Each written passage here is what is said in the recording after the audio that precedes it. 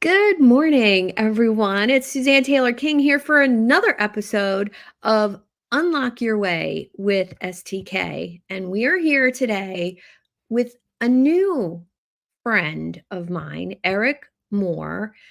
Immediately, I knew that this coach was somebody I wanted to have a conversation with. Not only is he a coach for introverts and leadership, but he's got a fabulous background, the black wall. I just love it. And number 2, his website just stood out to me with so much energy and positivity. Eric, welcome to the show. Thank you. When you said background, I thought you meant my professional background. Oh, no. We don't need to And talk about that. and it's But real. It's real. It's not a lot of yes. people think it's a virtual one, but, yeah. Well, did Thank somebody you. decorate that for you, or did you design it? Yeah, You did it. yep, my, wife helped me paint it, but Mhm, yeah, I put it together. I had something in mind. I watched enough YouTube videos to mhm. see, you know, "Oh, that's how you paint a room properly." Yes, I love So, it. yeah. I love it. Well, well done. Hey, thank you. Today, we're gonna talk a little bit about the introverted leader, Mhm. and I'd love to dive into how you got started, not only with this mission, with this niche of people. How did it really start for you? Mm. Well, there's 2 parts, one of which is that there was a realization, in my early adult years that I had been an introvert hiding in an Mhm. extrovert's clothing. Ah, What I mean by that is, I have a family of lots of extroverts, you know, loud storytellers and gregarious and always the life of the party, and I couldn't keep up, and I mm, tried. So once I started getting out in the world, I started realizing, yeah, this is tiring. I mhm, can't keep up. But then professionally in the world, I worked with a lot of engineers, software developers, um, UX, UI designers, app designers, graphic designers, and the pattern emerged: mm. introvert, introvert, introvert. And I was able to connect with these individuals on a meaningful level as their leader, as their manager, where they felt like, oh, you actually understand. Just because I don't talk to you doesn't mean I'm not valuable, or because I Yes. don't talk to you every single day and ask you about, you know, your hiking or your kids, doesn't mean I can't be a good coworker. And that's what has brought me to my mission. Wow. So you actually lived this in the work environment. How did it affect you, before you realized what was happening? How did it affect you as a leader? Um, Painfully, in Mm, that I saw a lot of really talented people get overlooked. Whether it was in a meeting, they had really interesting ideas, or uh, an idea that would could move something forward. Whatever the thing was we were talking about in the meeting, whether it's software code or a certain design decision, it wasn't really the issue. It was just, oh, they're too quiet, and they would mm, often get overlooked for promotions. And promotions doesn't always mean, hey, getting a bigger check. It just meant like, I wouldn't let so and so lead the project. And that's where it started to affect me. Like, okay, there's something going on here, and mhm. I know I can help.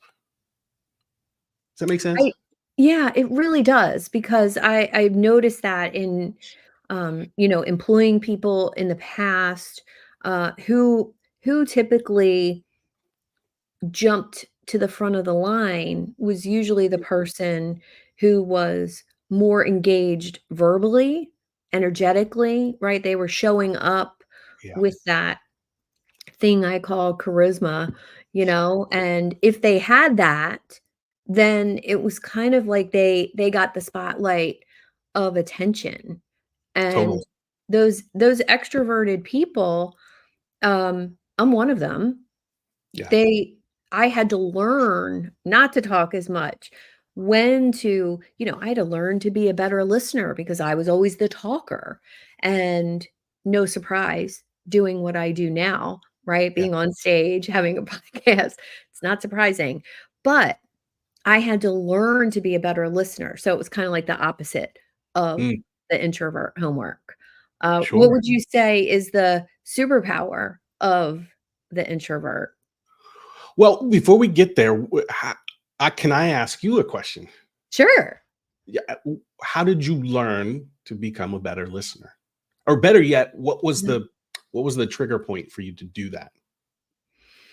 I think it was the amount of listening I was doing to my own negative chatter. It was kind Oh, of in the study of positive psychology and growth right. mindset years ago, and I kinda noticed that I was always talking in my own head, Mhm. what I was gonna say next, who and it was just constant, whether it was negative feedback or just that constant chatter of somebody talking in my head.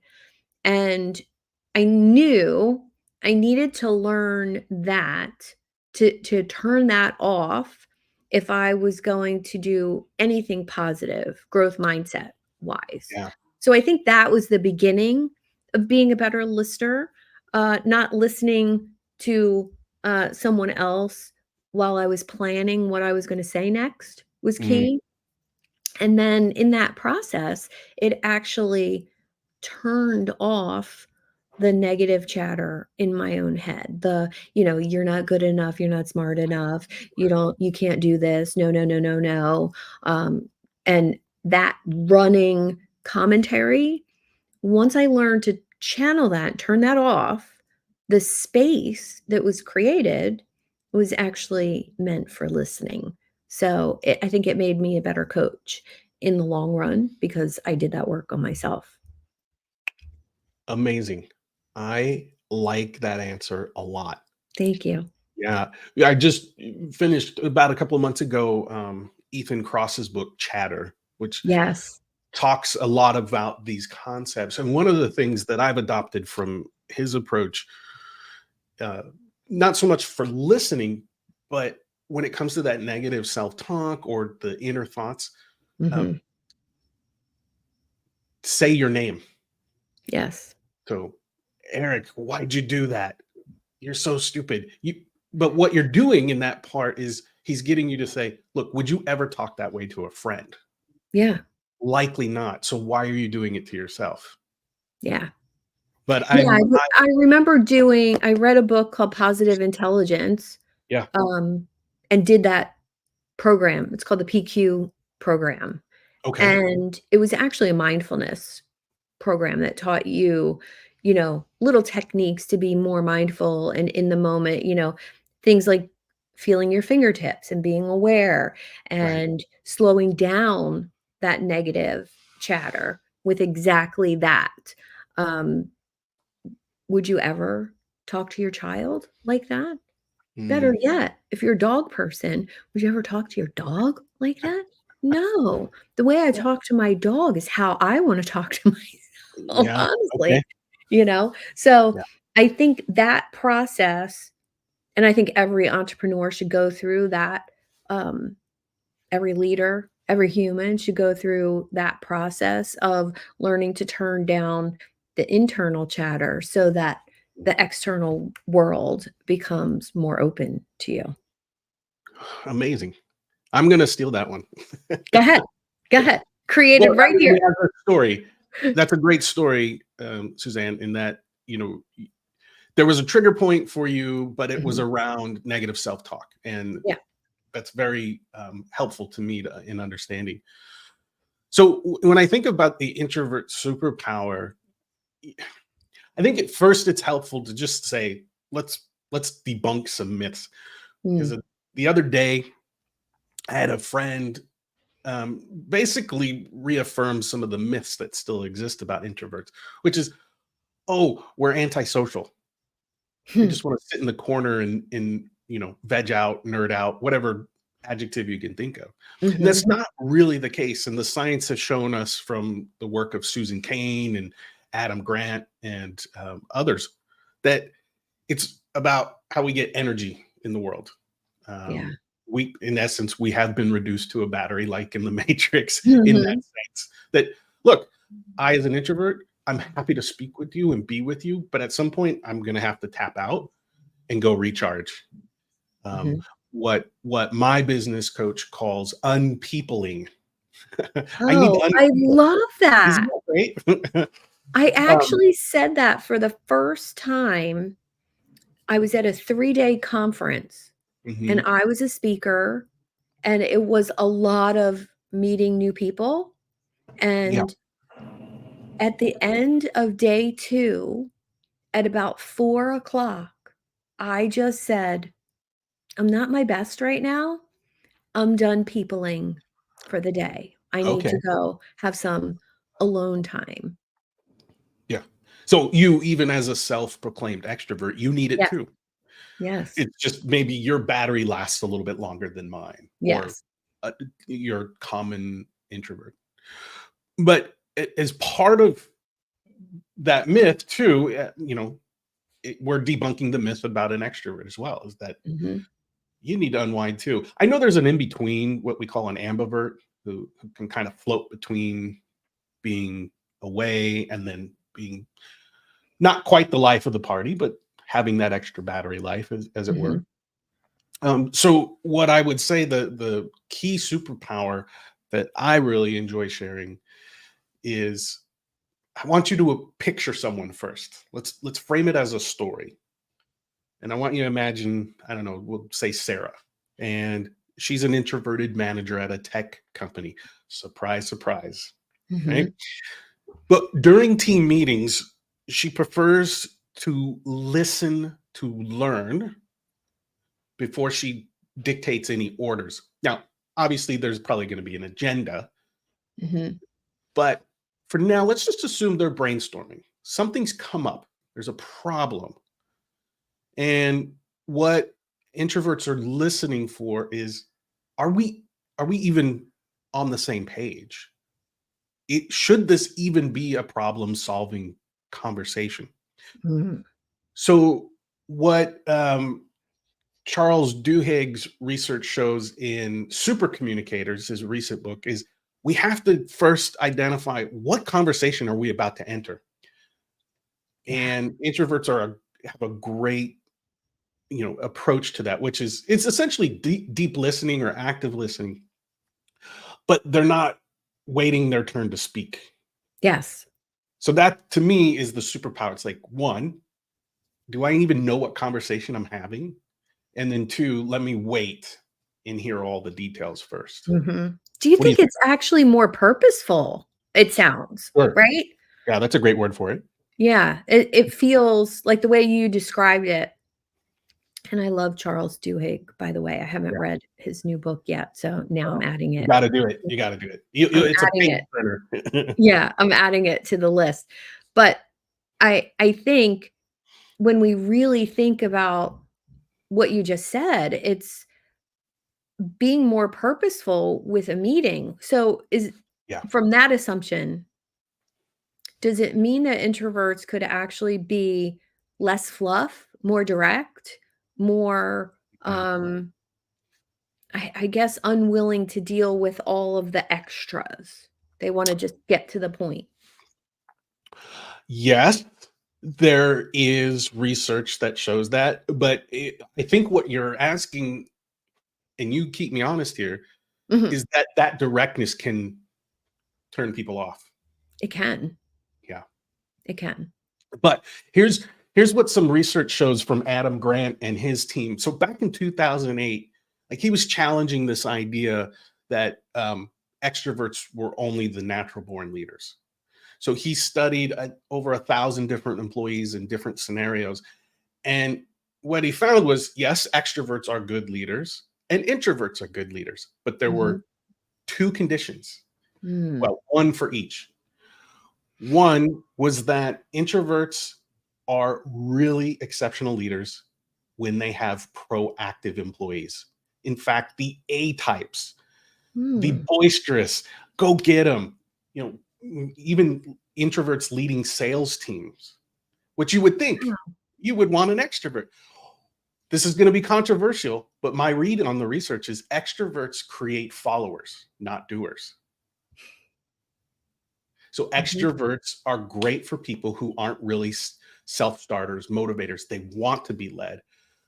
On the other hand, introverts already have proactive people in their midst, Mhm. and they're willing to work for that introverted leader because they are listening first and then saying, go and do as you please. And Mhm. that directness shows up to some people as, oh, that's not assertive. You're being assholery. Yeah. Yeah. So Yeah. I know that was a long-winded answer, but I hope that I've hit it on the head for you. I think so, and I think it makes sense to even a solopreneur.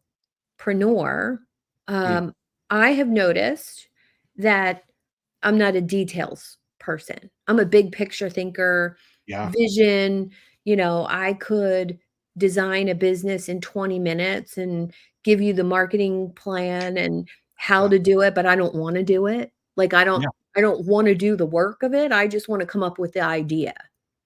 yep, And I noticed that the people that I've hired over the years mhm, were the same because they resonated with me. And when I was ready to hire a full-time assistant, I had done enough homework on myself to realize I need to hire somebody who is detail oriented, micro task oriented, mm, loves project management, and I could come up with a project and hand it off.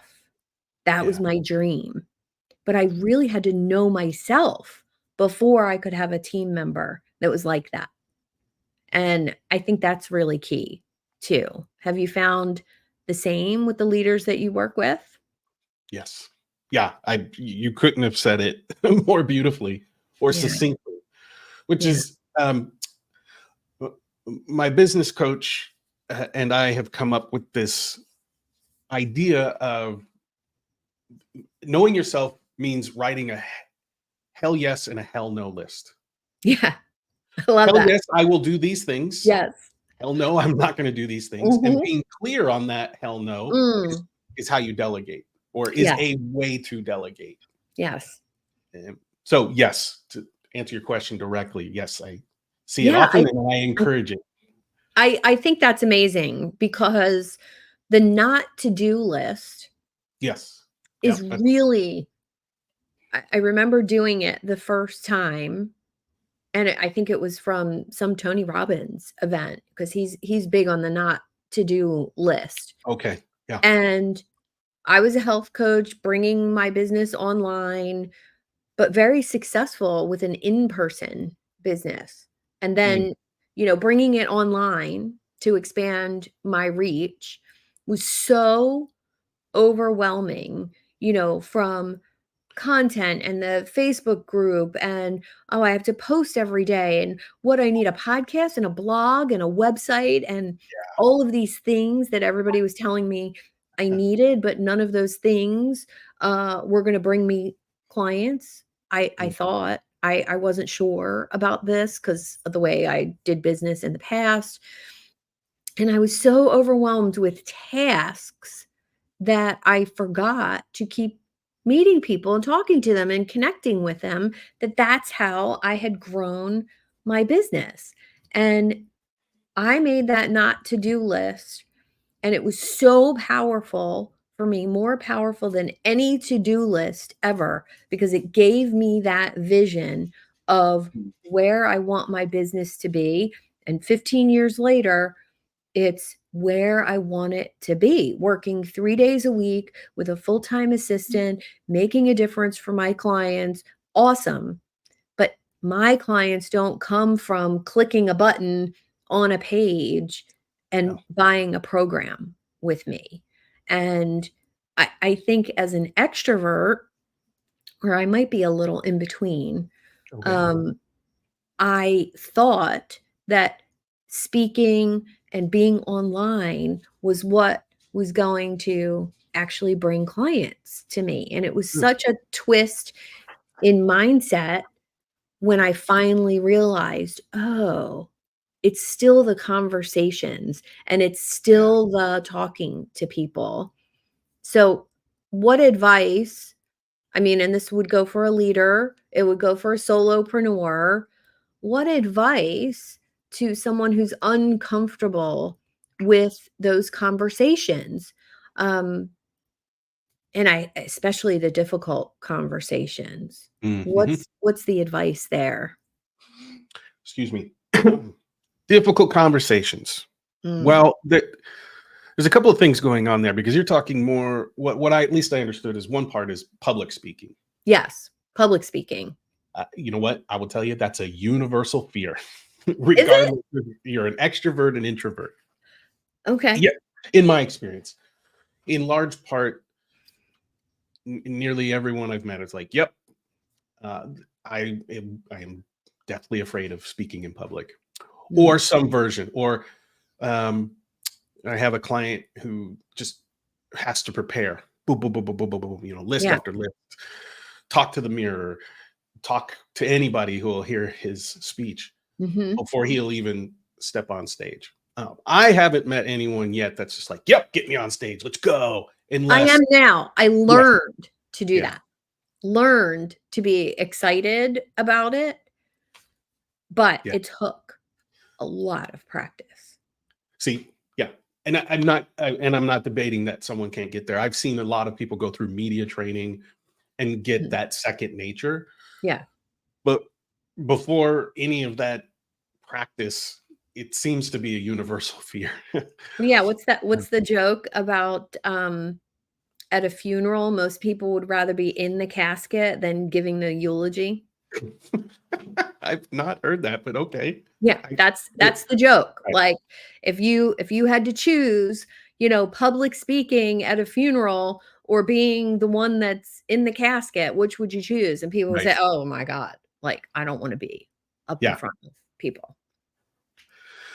Yeah, so I don't really I have tips, but I'm not really an expert on public speaking, like TEDx's or a Toastmasters, that you probably couldn't learn easily online, which is No, part of but it what is about in front of a boardroom? That's yes, scary. that That's scary. exactly. Even in meetings, just Mm, a yeah. lot of my clients are just like, I just have team meetings that I'm afraid to Mhm. speak up. Yeah. So for that, a lot of times I just tell people know your S. Mm, You can figure out what the S word is. Know your mhm, stuff cold, meaning try not to enter the conversation with feelings and emotions. mm, You may have heard the term facts over feelings, and that's used in a pretty negative context. But what I mean here is if you can stay focused on what you're about to present. So, Suzanne, let's say you're the boss, and I'm on the hook to you to deliver some latest details, data points about a campaign that we've ran. And if mhm. I internally am afraid because I see that the numbers are not doing well, you're already bringing emotion. Instead, just say the facts. Suzanne, we've looked at the latest campaign and we're below goal in 3 parts. Mm, And then stop talking.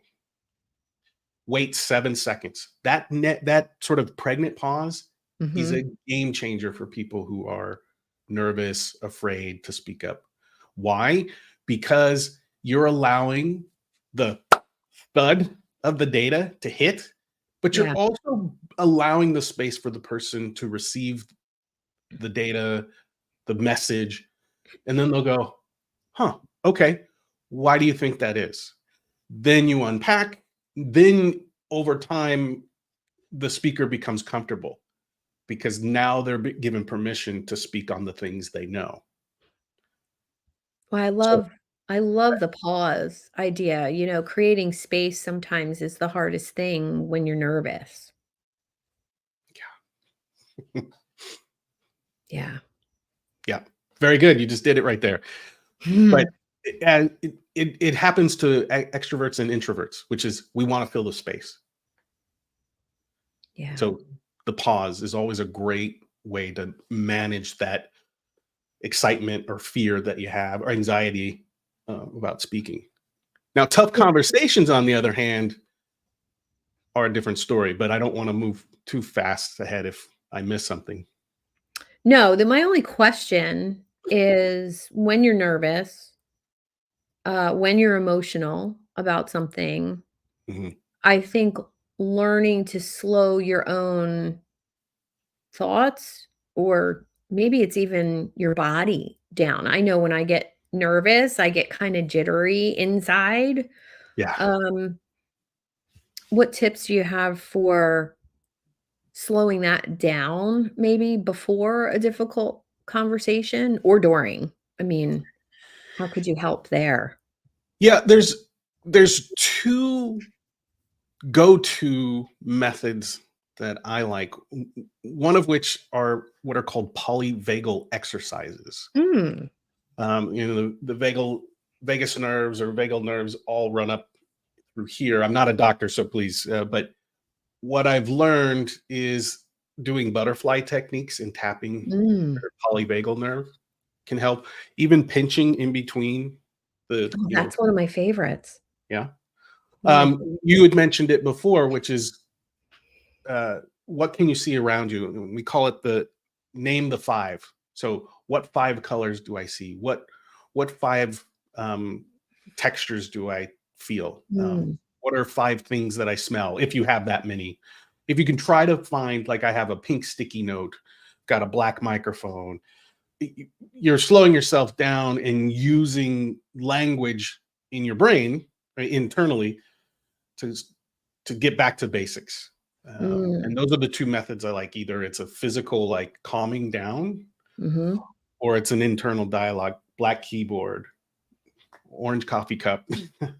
Ooh, I smell the morning air.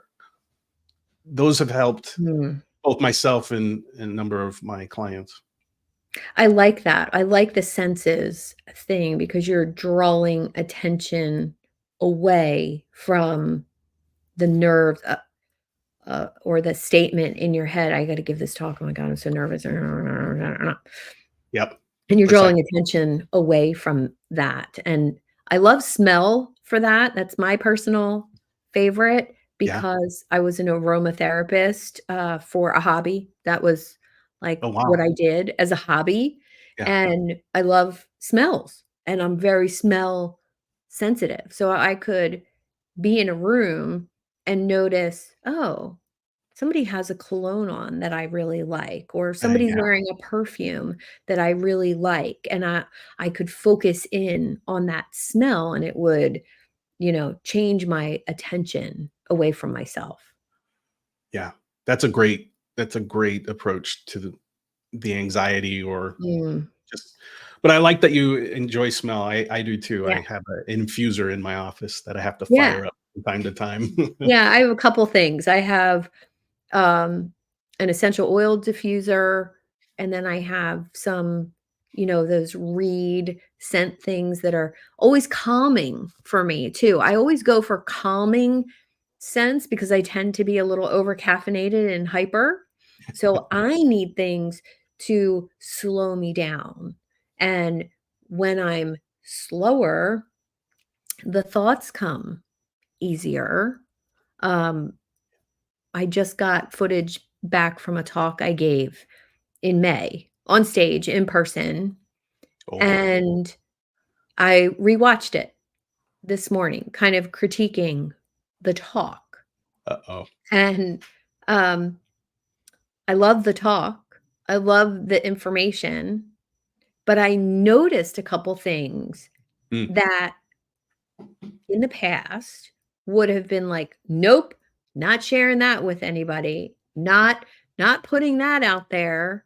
yeah, And then I thought, "Hmm, I'm not having that feeling of insecurity," right? I'm not, okay. wow, the information is more important than what my pants look like in the video. Huh, Okay.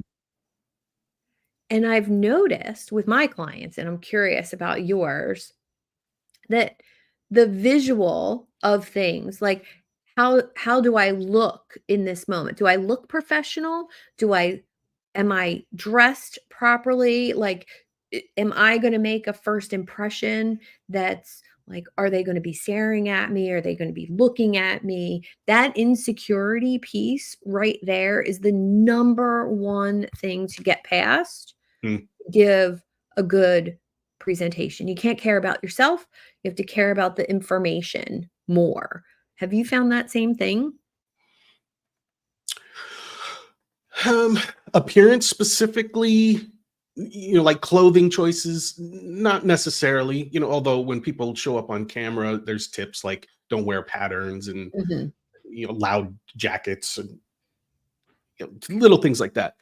Usually, what the question comes from me is, uh, am I presentable in sort of auditory presence? Mm. Am I being professional? And I just simply ask them, can you even define those words? Oh, I like that. Yeah. And they can't. They're like, well, I don't know what professional means. Okay, well then you can't fail at a thing that you don't even know or can't define. So let's Mhm. start there. And then I get them to think about, oh, well, STK is professional. Okay, great. Let's model her. Or, who pick said person. And it usually gets them out of their head. Because really the fear comes down to a lack of clarity most of Yeah. the time. Right? I It's agree. I I just like don't have a definition of said thing, so therefore I'm going to fear it. right. Right, and most of the time, those definitions of professional or, somebody who's a good presenter are made up in their own Right. head, Yeah. and there's not you have to bring something tangible to it. I love, you brought something tangible to it. Can we define that? Can we define what that means for you?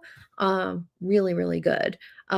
Joe is visiting us today, and she said, wonderful work with introverts. Just looked at Oh, your website. So, Joe has been around me for years and years and years, and she just looked at your website because we're here nice. talking today. That's amazing. Hi, Hi, Joe. Joe. Hi, Thanks. Joe. Yeah. And I just love bringing awesome people who do awesome things to other people. And that's one of my superpowers, not only connecting people, introducing people, of course, once I know them, but just this platform being able to say, and Eric, we just met what, less than a month ago. I think so. Yeah. And immediately there was an attraction to what you do. And I just thought, he needs he needs to be in front of more people, and if I can have that conversation with him, I know it would be really fun, and I that's just a feeling you get when you meet people.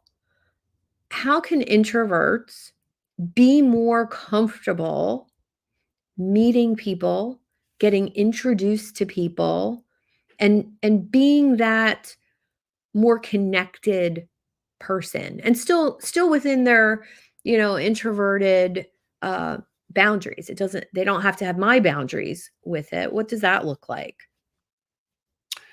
Yeah. Well, first, thank you Mhm. for inviting me on. And yeah, it's great that we connected quite quickly. Mhm. And to all my introverts out there, my fellow introverts, I'm trying to model this as best as I can for you. Yeah. And that is reaching out to more lively people like Mm. Suzanne, and more lively than I. Um, so there's really two things that I think about that have not only helped me but my clients get out there and stay authentic to their introverted self. Number one, ask open-ended questions because you don't have to do all the talking. Introverts will talk once you get on a subject that they really enjoy. But to really ease into that, if you're at a networking or a mixer of some sort, I'd say, instead of asking somebody, well, what do you do? And you get that really rote pitch. I Yes. do X for X by this time and this date, and I've served this many people. And at that point, you're checked out. Mhm. Instead, hey, Suzanne, what do you love the most about what you do? And it makes it more about Suzanne and the other person, and she'll go into it. Yeah.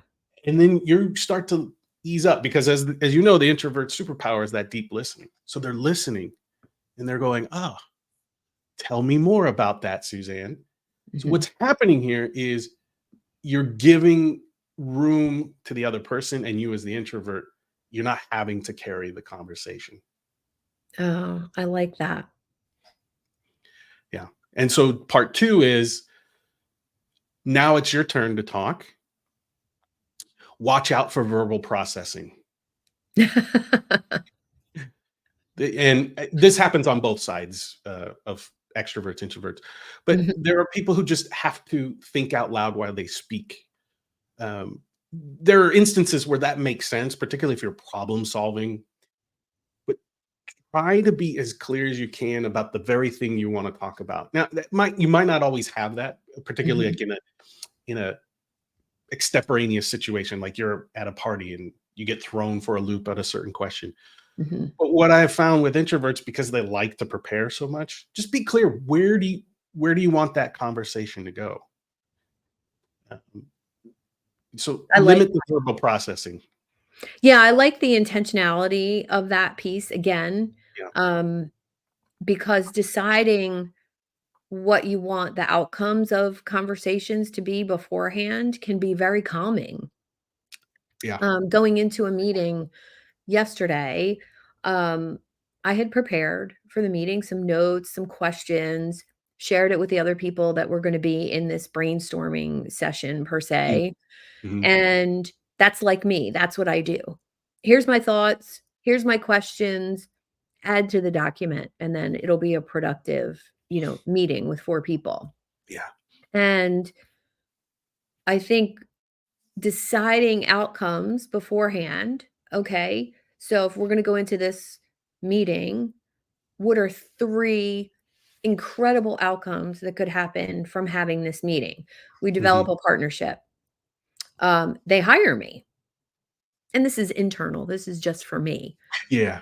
Yeah. We have a partnership, or they hire me, or we share ideas, they go on their way, and I go on my way. That's still great. We share ideas because I love to do that.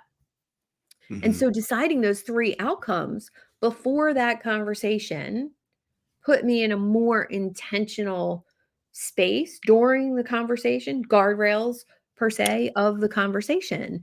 And I I love free flow conversation like we're doing, but I also, if you only have an hour for a meeting or you only have 20 minutes for a meeting, guardrails are so important. And it sounds to me through this whole conversation that introverts might have that superpower really dialed in. Yeah. Yeah. I like the use of guardrails, but I use the metaphor of the sandbox, Mm, particularly when it comes to meetings. mhm, The sandbox rule says simply this: you're in a sandbox, you can build whatever you want, you just can't go out of the box. And those four corners can be the agenda items, the intentionality, the outcomes, the goals. But there's times where you just need to have a free flow, mhm. and whether it's the introvert or the extrovert, there has to be a time cop. Yes, Okay, we're at the 15-minute mark. We've kind of exhausted that. Let's move on to sandbox side number 3, I in like that. keeping in that metaphor. So I try to be mindful of the fact that we don't want to constrict meaningful dialogue, Mhm. um, but that's when the sandbox comes in, or guardrails. I like that. I like that a lot. Great. I can tell from everything we talked about today that you have a system that you follow with people, which is really attractive to me as a coach. I love systems. I love processes. Like it's just, ooh, I like that. Um, what is the number one thing that you do first with clients? And then tell me a little bit about that process. Where do you start with people? Well, I'll be careful. I love systems too, but to me, coaching is a powerful conversation Mm, first. good. I got to make sure you're auditioning me as much as I'm auditioning you. And I want to be able to serve you powerfully in that moment. Now, you can define powerfully in a number of ways, but I just have to show up. And the system is simple: listen, Good. ask interesting questions, or I forget the author's name, but ask beautiful questions. Beautiful questions. I Beautiful like questions.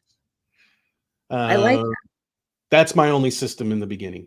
What question is going to not only spark a meaningful conversation, but signals that, oh, Eric's not messing around. He wants you to be a better person in mhm, whatever that form is. beautiful. Yeah. I love that answer so much, Eric. It's good. Takes my feelings about you to that next level. So there was just you unlocked a new place of trust within our relationship because I believe that same thing about Mm, coaching. I believe that it's, you know, this trust-based relationship, and without the things you've just said in the beginning, um, you really can't establish that relationship. So yeah. I'm sure that your clients stick around with you for a long time afterwards, too. Once they love Eric, they stick around. Yeah. Well, Yeah. I'm glad you're able to connect with that. Yeah. So Yeah. powerful. Yeah. It really is.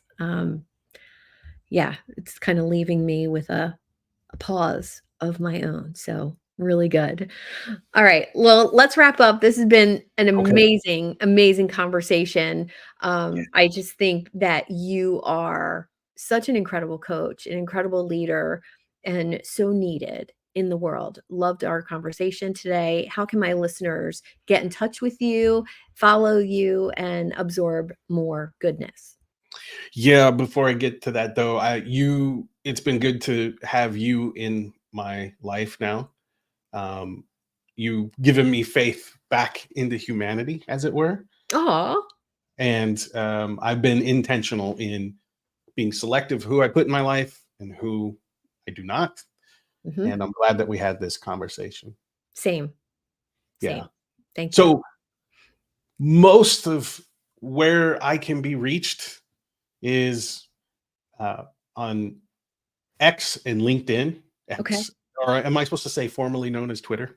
I don't know. I'm not sure what to say Yeah, I know. as far as that goes. X is I'm at Lead Quietly. LinkedIn, I'm sure you might have the link there, but Yes, it's I'm gonna share that. yeah. Um, but yeah, reach out to me. My website has a contact info. I'm open to any kind of conversation, DM in LinkedIn or X, and having conversations like this is what lights me up. I love that. I love the fact that you can have conversations like this. You can deepen relationships with other people. I mean, because really at a really high level, I call myself a coach, you call yourself a coach, Mhm. and we could actually refer clients to each other. We could actually work with the same client because we do something totally different. Right. And being open to that in itself has opened up more doors for me in business over the last 15 years as a coach than anything else. So I want to encourage that. Get to know people who have the same label as you and don't be afraid of that. Yeah. Coach kind of gets a bad rap, doesn't it? It does sometimes, and I made I made a post the other day that was kind of funny about coaches who coach coaches who coach coaches, and that circle, Wow. um, kind of felt weird, Yeah. and how can we break out of that? We need to be able to refer more business to each other and Mhm. stay in our lane about what our zone of genius is, and Oh, that's been the homework for a long time with many of the coaches I've worked with. yeah. I heard recently from one of the coaches, more I don't know if you wanna say famous or popular coach, Mhm, Rich Litvin, mhm. and he says, it's easier to say coaching is just a tool. It's a process. Yes, But yes. I'm your thought partner. I'm your advisor, your trusted advisor. Mhm. But yeah, sometimes it's hard to get past that label and really show Yes, the value that you bring. yes, Yeah. yes. Well, we'll have many more conversations on that, Yes, I'm sure. Thank I'm you sure. again for being Yes. here today. Thank Appreciate you. you, and thank you everyone for tuning in to another Friday episode of Unlock Your Way with STK. We'll see you next week.